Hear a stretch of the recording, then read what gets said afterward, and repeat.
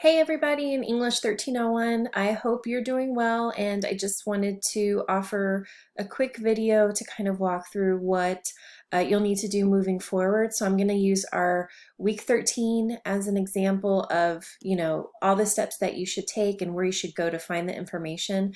So I'm going to pull up our D2L page, right? And in the D2L page, there is that welcome back notification that hopefully you received via the Pulse app or a text message with that update. You'll notice that the syllabus addendum is available in two different formats. Hopefully you can open one of them. If not, let me know. I'm trying to figure out what technology everybody is working with, so if you can't open a PDF or Word document, we'll figure something out. There's also a link to a video explanation just of where we're going with the rest of the semester. So if you haven't taken a look at that, that might be a good place to start. It might be pretty helpful. What I want you to notice more is that on the right-hand side of the page, right, you'll see that there are two upcoming events, right? And so for week 13, we have two discussion posts that are required. So that's going to be our norm from here on out. So you can either click on either of those two options, or in the collaboration tab, if you drop that down, you can click on discussions, and that will take you to our discussion list, right? There's the Q&A area. Please feel free to address any questions, have conversations with one another. I'll jump in and answer the questions, but it's a space for all of us.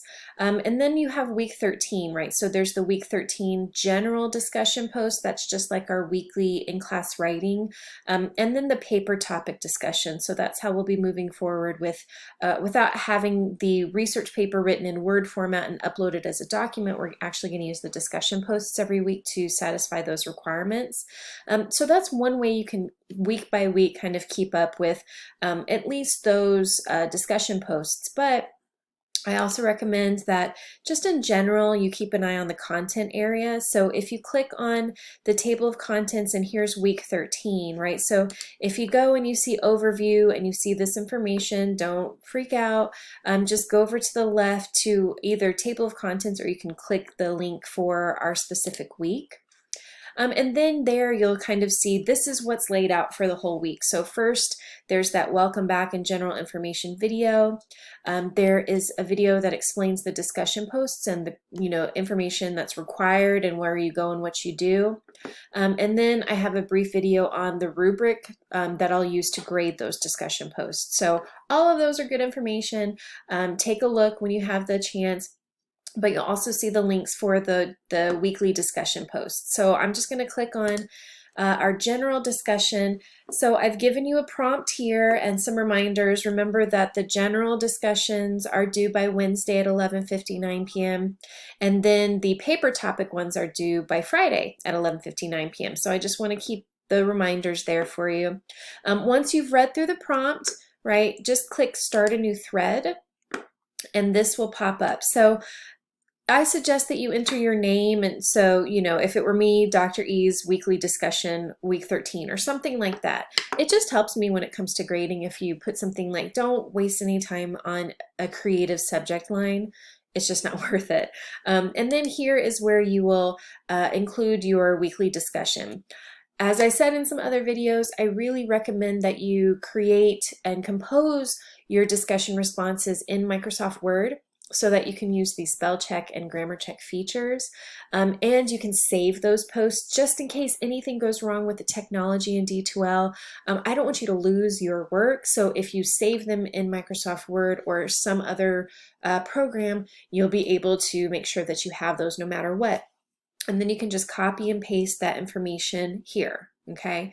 Once you've done that, you'll just want to make sure that you click Post.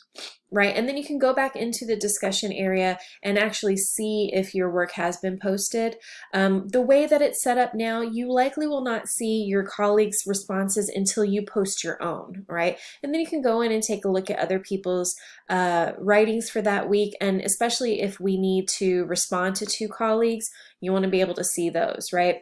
So at the bottom here for this week, it does say that, remember this response is due by Wednesday, and you are required to respond to two of your colleagues by Friday.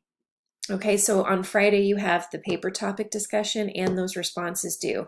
It needs to be a paragraph response, and it needs to kind of be thoughtful and show that you've taken the time to read through that general discussion. And the general discussion is going to change every week, and I don't want you to feel compelled to share something that you're uncomfortable with, right? So only share information about, this week it's kind of what's going on, how are things going. Don't share anything you're uncomfortable with, right? So once you click post, right, you can go back to the week 13 area and just make sure that you've done everything, right? It'll show a check mark if you have. And for those discussion posts, I'm just going to write these prompts.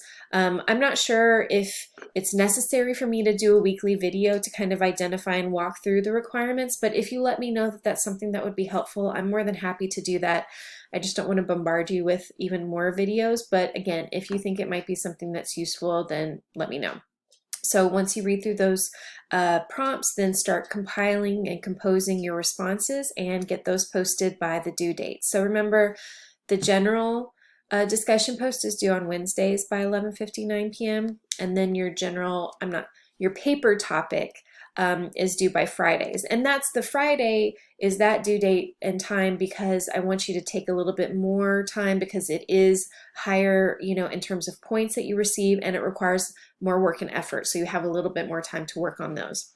All right, remember that my office hours are going to be in the instant messages feature of D2L. So that's up at the top. If you click on that drop down menu and click on instant messages, make sure that you have pop-ups enabled so that this window appears, and then you can just send me a note. All right, so that's it for the expectations for week 13. Let me know if you have any questions. I hope you are all doing well. I hope your families are doing well and that you're hanging in there.